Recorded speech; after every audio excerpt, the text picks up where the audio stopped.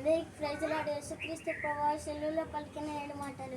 మొదటి మాట, తండ్రి వీరు ఏం చేస్తున్నారు, వీరు ఎందని కనుక వీరిని క్షమించుడి. లోక సేవత 23వ అధ్యాయం 34వ వచనం. యేసుక్రీస్తు వారి ప్రభు వారి సెల్లులో పలికిన 2వ మాట, నేడు నీవు నాతో కూడా పరదాసులో ఉండదు.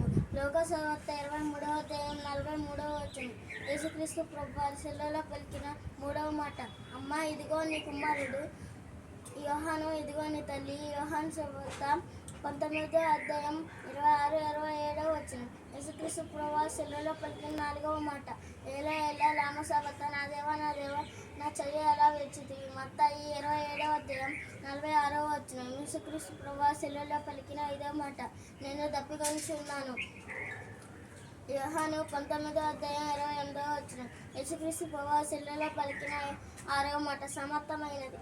యోహాను 19వ అధ్యాయం 30వ వచనం. యేసుక్రీస్తు ప్రభువు సెల్లులో పలికిన 7వ మాట, తండ్రి నీ చేతికి నా ఆత్మ అప్పగించుకొనుచున్నాను.